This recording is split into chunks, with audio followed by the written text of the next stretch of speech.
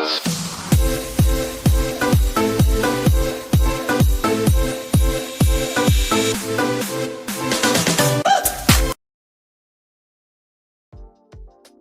up mga kaklistites? Me again, Patrick Patricio. Okay, for today's video guys ay ipapakita ko sa inyo kung paano ko siya na-repack yung ball bearing hubs. Okay, tama narinig nyo?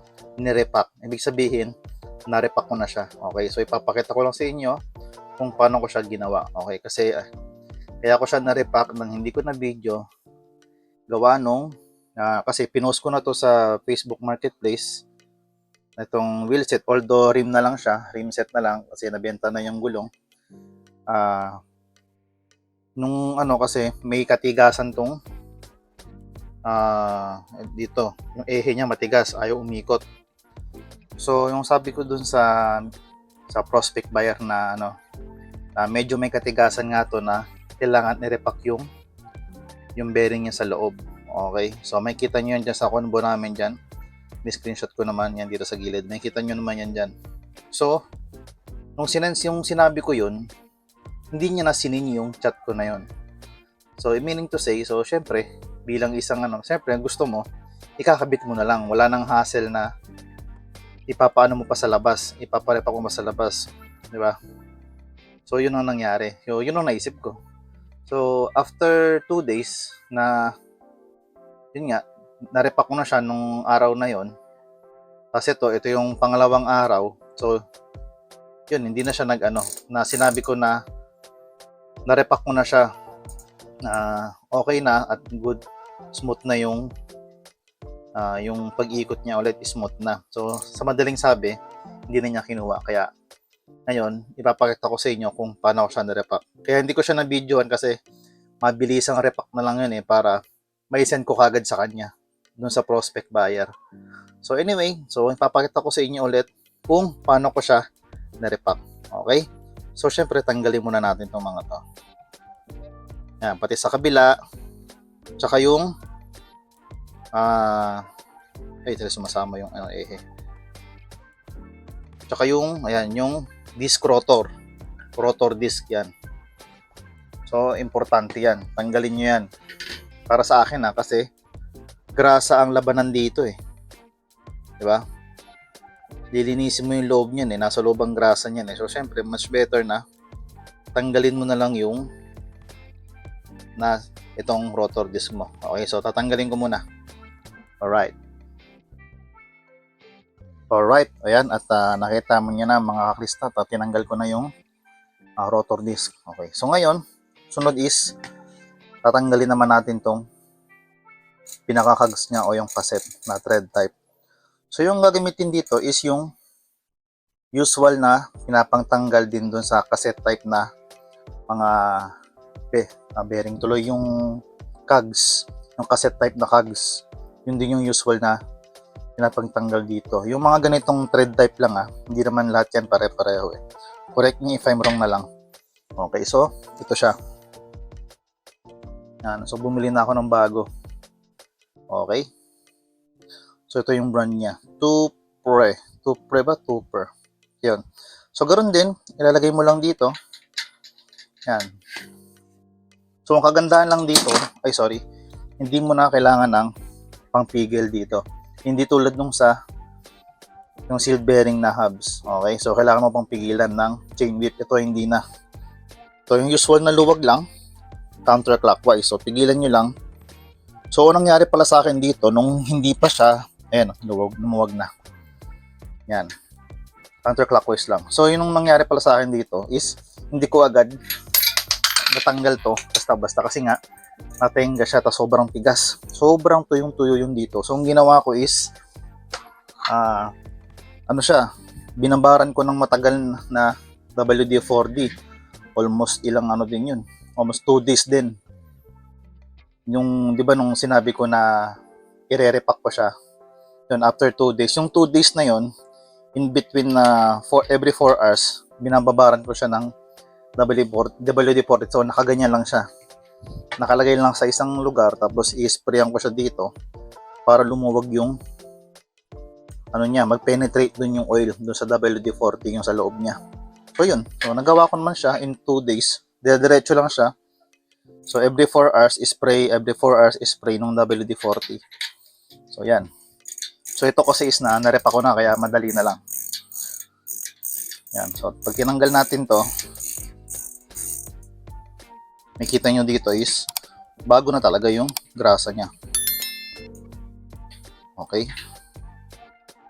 So yan. So ito yung cassette niya. So tabi muna natin yan. So ito, parang ano lang yan. Sa chain. Pag nalaglag yung chain, may protection. Yan. So ngayon, ang gagawin na natin is tatanggalin na natin to. Kabilaan. Ay hindi, isa lang. Kung ano yung preferred nyo na mas unang matatanggal. So kasi sa akin dito, ang mangyayari, pipigilan mo yung dito sa kabila. So meron tayong adjustable wrench. So hindi ko lang sure kung anong size nito eh. Ito lang kasi gamit ko eh. So yan, pipigilan nyo to. Okay, pipigilan nyo yung sa kabila. Ito naman yung pa counterclockwise din, yung usual na mga luwag. Okay? Yan. So, tatanggalin nyo lang to. Yan, kasi nga, nagawa ko na siya, kaya madali na lang. Yan. Kita ba sa video? Yun. Yan siya.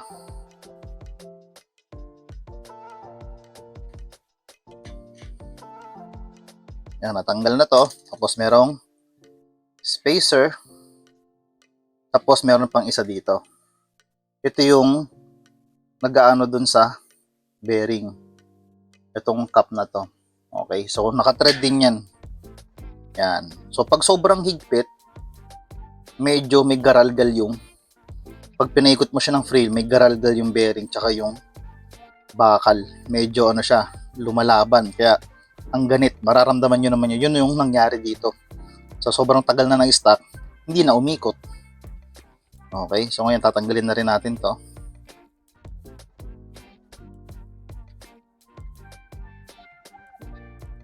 So kunwari na lang is ito ay ano na lang, assuming na sobrang dumi kasi nga bagong repack ko na rin to 2 days ago lang. Okay. So hindi na kasi sinin nung ano eh. Although nung mga ano nasin niya pero wala din na siya nag-reply eh. Kumbaga, hindi na siya interesado. So, hindi naman pinipilit yun. Okay lang yun. So, habang tinatanggal natin to. So, habang tinatanggal nyo yung ganito nyo, for example, tuyong-tuyo yung dito nyo. Ayan, kita nyo na yung bulitas. So, yan. So, make sure lang na dahan-dahan kasi baka mamaya sumama yung mga bulitas, baka mawala. Okay? Dahan-dahan lang. So, ang bilang pala nung bulitas na yan is 9 pieces every side. So, 18 pieces siya sa makatuwid. Alright. So, ayan. Pagkatanggal natin ito, so for example, sobrang dumi. So, assuming na lang tayo kasi ito ay narepa ko na. So, makikita nyo naman. Malinis na yan. Okay. So, tanggalin na natin to. Yan. Tapos, hila. Ganoon din sa kabila. So, alalay lang. Baka may sumamang mga bulitas. Yan. O yun. Nahulog na bulitas. O yan. So make sure lang na dahan-dahan lang para hindi magkawalaan yung mga bulitas nyo. No? Laking abala nun. Naglilinis ka na lang. Nawalan ka pa ng bulitas. So, kuha tayong lagayan. Yan. So sa pagkuha naman, maganda yung may magnet kayo na screw or ano. So, kaya sundot-sundot na lang. Yan. So, kukunin ko lang to lahat. So, pagkatapos nyo kunin to, syempre, yung usual na paglilinis, degreaser, sabon, kung anong yung gasolina, diesel. Depende na sa inyo kung anong available na panlinis nyo. So, assuming lang to na sobrang dumi or tuyo na. Okay? Yun lang yun. So, yun. Sa kabila, ganun din. Dahan-dahan lang sa pagkuha. Although ito is bagong grasa naman, kaya didikit na yan sa kamay. Pero pag yung alam nyong tuyong-tuyo, pwede kayong gumamit ng magnet para mas mabilis nyo makuha yung pinakabulitas niya, bearing. So, ayan. So, kita nyo malinis naman yan eh. So, hindi lang masyadong kita sa camera, no? Pero malinis yan. Kulay blue yung grasa natin eh. Okay? So, assuming lang na sobrang dumi niya. Okay? So, syempre, sobrang dumi, lilinisin natin ngayon yan. Okay? So, tara lilinisin ko lang tong bearing ulit. Tsaka yung mga, ito yung bearing. Yan, lilinisin ko lang ulit to. Tapos, proceed tayo sa paglagay ng mga grasa. Alright? Alright. As you can see mga kaklista, no? So, nilinis ko ulit yung pinakalalagyan ng bearing niya. So, kabilaan niya, nilinis ko na. So, ayan na yung mga bearing natin. Yan. Yung ehe. So, ayan. Okay. So, ngayon, is lalagyan na natin ng grasa at ibabalik na natin yung mga bearings niya. Okay. Let's go. So, lagyan na natin ng grasa yung pinakaloob nitong hubs nito. Okay. So, nasa ano pa lang tayo guys ha. Nasa rear hub pa lang to ha. So, hindi ko pa nare-repack talaga yung front hub kasi smooth pa yung ano niya, yung ikot. So, siguro aaralin ko muna yon tapos ipapakita ko rin sa inyo kung paano i-repack yun. So, pares lang naman siguro nito yun. Okay. So, kung tutuusin mga kaklista, no, mas madaling i-repack to kaysa dun sa sealed bearing na mga hubs. No offense pero para sa akin mas madali itong i-repack. Okay, pero performance wise, iba pa rin ang sealed bearing. Diba? So yun lang yung mas mas madali itong i-maintenance kaysa dun sa sealed bearing hubs. So kabila naman, maganda natin.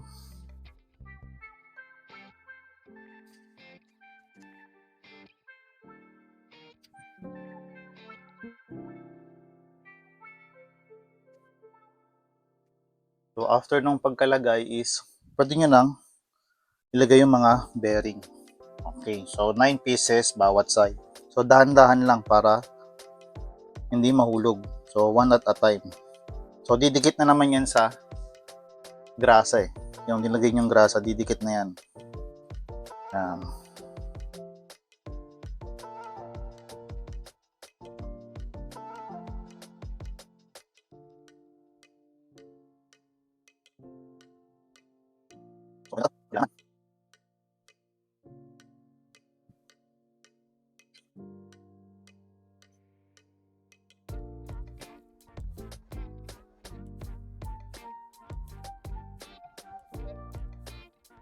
So, ayan, okay na. So, pwede nyo rin lagyan ng grasa yung pinakaibabaw nung bearing. Alright? So, ayan. So, medyo umangat. Ayan, balik lang natin. Ayan. Muntik pa mahulog yung isa. Ayan. So, yung kabila, lagyan din natin para mas smooth yung ikot niya. Okay? Yan. So pagkatapos niyan is yung ehe naman yung ilalagay natin yung ehe. So ito yung ehe nung kabila. So ito yung sa may rotor disc dito sa side na to. Okay? Ikot lang natin. So lagyan natin ng grasa yung pag-aanuhan nung ehe o yung pinaka sealed. So ito kasi yung ibang klase kasi yung ano niya. Ito.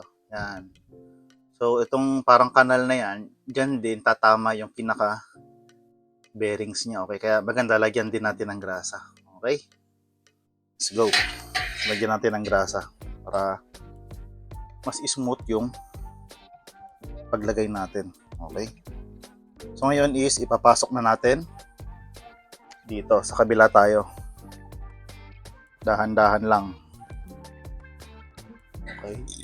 Para hindi malaglag yung bearing. Yan. Okay. So, nakabit na tong isa.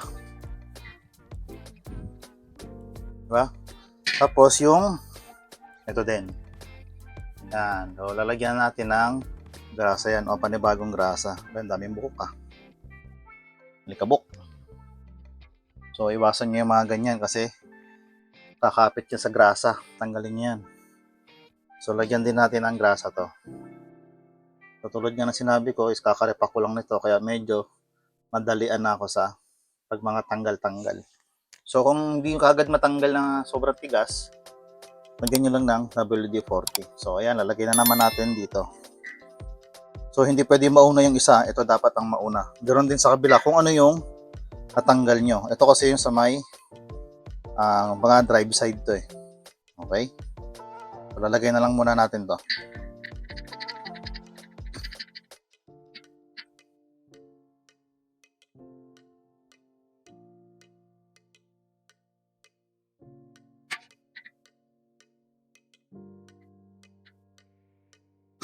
So ayan, so napunta na natin dito sa dulo. So ngayon, ang gagawin nyo naman, tatantsahin nyo ngayon yung higpit. Kasi hindi naman pwedeng sobrang higpit kasi magkakaroon ng friction sa loob. Okay? Pag ginanon nyo siya, mararamdaman nyo yung parang magaspang, yung may pumipigil. Okay? So ngayon is papakiramdaman nyo kung saan yung pinaka-smooth. Okay, ito hindi. Kasi nararamdaman ko yung friction sa loob. So pagpaluwag ng konti, konting-konti lang. Hanggat maaari, walang alog yung ehe nyo. So ikutin nyo ulit. Ayan, wala na. Okay, so ngayon, pwede nyo na ilagay yung itong spacer. Yan. Hindi ko alam kung spacer talaga tawag dyan. Tapos yung pinaka panghigpit nyo. Ito. Yan. Lagay na natin to.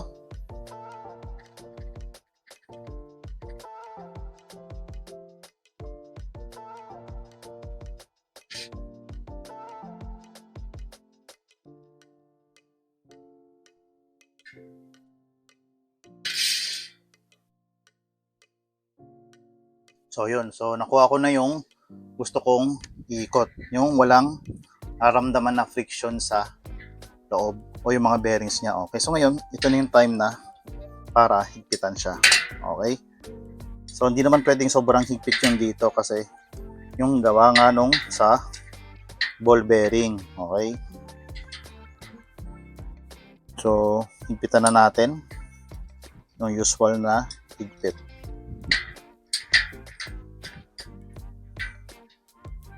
So pipigilan ko dito.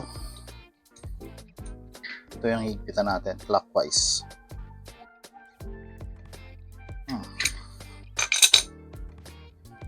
O yan, okay na. Diba? Oh. Smooth na yan. Alright. Oops. O, wala pang alog. Diba? Wala pang alog yan. Smooth yan. Kaya pag hinigpitan mo yan, pag ganun, siyempre maganit na masyado yan. Hindi na magiging ganyan ang ano yan. Yung takbo niya. Okay, so ngayon, yan, smooth. So, ganun lang ang pag repack ng mga ball bearing na katulad nito. Okay? So ngayon, babalik ko na yung cassette. So, lagyan natin ng grasa to. Yung thread niya dito. Kaya siya tinawag na thread type. Tingin ko lang. Yan. Tapos, yung cassette. Yan. So, ito siya. Yan o. Okay. So, ganun lang ibabalik. Tanggalin muna natin to. Yan. So, maganda lang dito. Hindi mo na kailangan nung pampigil. So, make sure lang na tama yung paglagay. Oops, teka lang. May nakalimutan pala. Yung ano pala dun sa tawag dun, yung kulay white. To. Yan pala muna. Tapos ito. So yan, may grasa pa naman siya. So maganda lagyan nyo ng grasa yung mga thread niya. Kasi nga, bago ko tong lagay. Okay.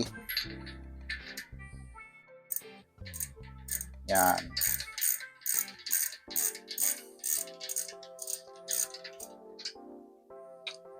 So, ayan. So, higpitan nyo na. Hindi na kailangan ng mga chain whip. Okay. Alright, so ayan na.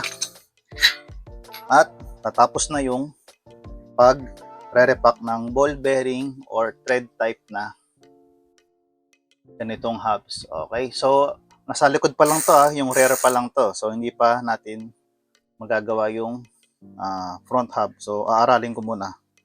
Okay, so yun lang mga kaklista, no? At so yun nga, natapos na natin. Nasa na yung isang nut. Yan.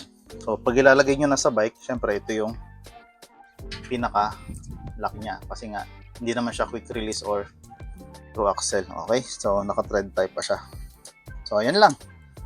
So sana ay meron kayong natutunan dito sa video na to. Hindi ko lang kung mahaba, i-edit ko na lang. Okay, so ito yung way ko paano mag-repack ng ball bearing, okay, na thread type na rear hubs. Okay, so yun lang mga kaklista. Maraming salamat sa panonood nyo. Sana may natutunan kayo sa video na to. Okay, hopefully may natutunan nga kayo. So yun lang, maraming salamat. God bless and ride safe. Sheesh, smooth na smooth to. Alright.